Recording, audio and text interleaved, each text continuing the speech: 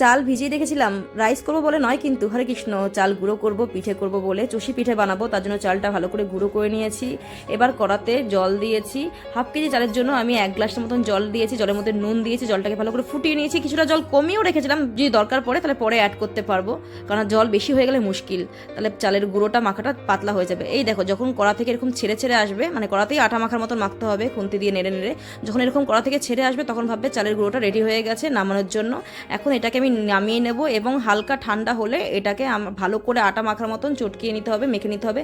তারপরে ছোট ছোট চালের মাখার অংশ নিয়ে নিয়ে এইভাবে চষি পিঠে বার করে নিতে লাগবে। দেখো কত সুন্দর হয়েছে, এর থেকে ছোট সাইজও করা যায়, আমি ভিডিওটা করার জন্য একটু বড় বড় করেই বানিয়েছি। ওদিকে গ্যাসে দুধ বসিয়ে দিয়েছিলাম, দুধটা যখন ফুটে এসেছে তখন চষি পিঠেগুলো এখন দুধের মধ্যে অ্যাড করে দেবো। এই দেখো, সব চষিগুলো দুধের মধ্যে আস্তে করে অ্যাড করব এবং করার পরে চামচ দিয়ে ভালো করে নেড়ে দেবো, যাতে চষিগুলো একে অপরের সঙ্গে জড়িয়ে না যায় বা হাঁড়ির তলাতে লেগে না যায়। আর ওদিকে খেজুরের গুড় অ্যাড করে দেবো এখন।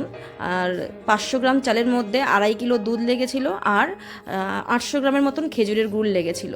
এই দেখো, পিঠে হয়ে গেছে। কি করে বুঝবো? যখন দুধটা গাঢ় হয়ে যাবে এবং পিঠেটা সেদ্ধ হয়ে যাবে।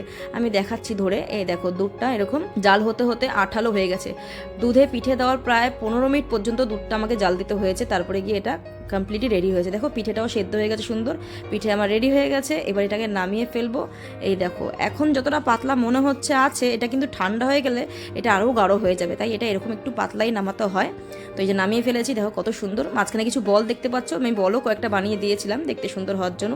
এখন এটাকে ঠান্ডা করব আর জগন্নাথ ভগবানকে নিবেদন করব। তো পিঠের প্রসাদ কি, জয় হরি বল।